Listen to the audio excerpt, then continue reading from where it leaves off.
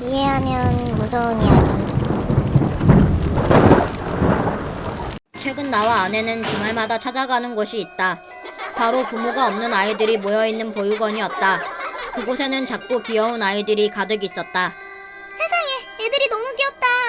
아내는 사랑스럽다는 표정으로 아이들을 바라보았다. 다들 귀엽긴 하네. 사실 나 역시 아이들이 귀여워 어쩔 줄 모를 정도였다. 그런데 우연히 고개를 돌린 곳에서 유난히 다른 아이들과 어울리지 못하는 남자아이 한 명을 발견했다. 그 아이는 혼자 구석에 앉은 채 이리저리 눈을 굴리며 눈치를 살피고 있었다.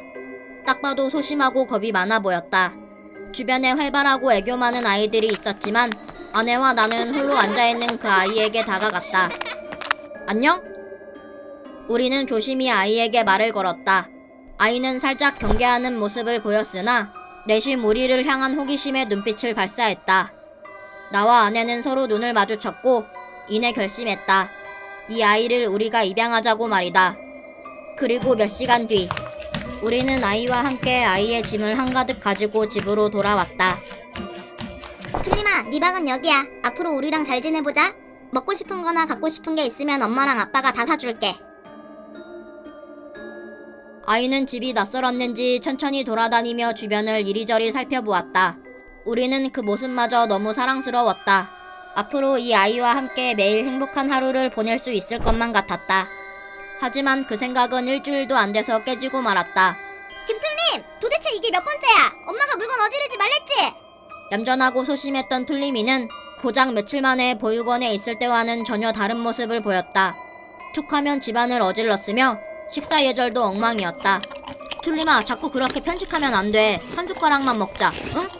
밥은 먹으려고 하지도 않고 계속 과자만 달라고 하질 않나. 억지로 먹이려고 하면 팔을 물어버리고는 도망을 가는 것이었다. 자기야, 괜찮아? 어휴, 저 조그만 게 엄청 세게 무네. 어디 그뿐인가?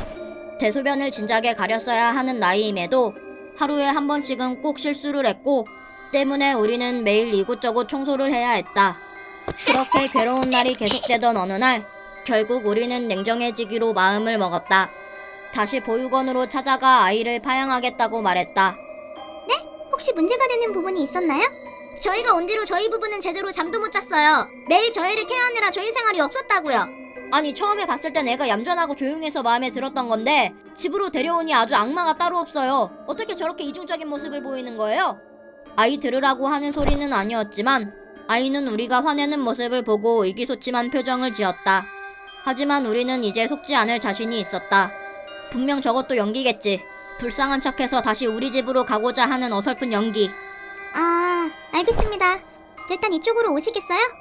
담당자는 잠시 당황하는 모습을 보였지만 우리처럼 아이와 맞지 않아 파양을 하는 부모들이 꽤 있었던 모양인지 금방 익숙하게 파양 절차를 설명해 주었다.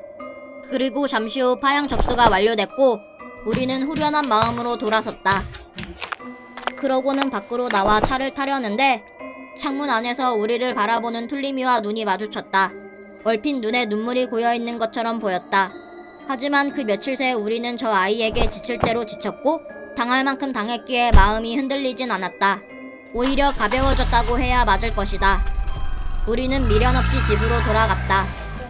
그리고 며칠이 더 지난 어느 날 매일 똑같고 반복적인 일상이 무료해졌던 나는 아내한테 제안했다. 여보, 우리 아이 새로 입양할까? 아이? 또 툴림이 같은 아이면 어떡하려고. 이번엔 딸로 입양하면 되지. 한번 찾아보자. 알겠어. 어머, 이 아이 엄청 예쁘게 생겼다. 자기야, 어때? 괜찮은데? 여기에 전화해서 얼만지 물어보자. 해석! 사실 부부가 입양한 아이는 사람이 아닌 강아지였고 그저 귀엽고 인형 같은 모습 때문에 계획 없이 펫샵에서 어린 강아지를 분양했던 것이다.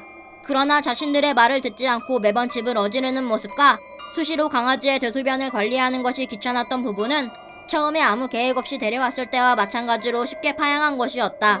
하지만 가장 소름 돋는 점은 그렇게 파양을 했음에도 불구하고 허전하고 심심하다는 이유로 새로운 강아지를 또다시 분양받으려고 하는 모습을 보여주었는데 이를 통해 그들은 강아지를 하나의 생명이 아닌 잠깐 가지고 노는 장난감으로 여기고 있다는 점이다.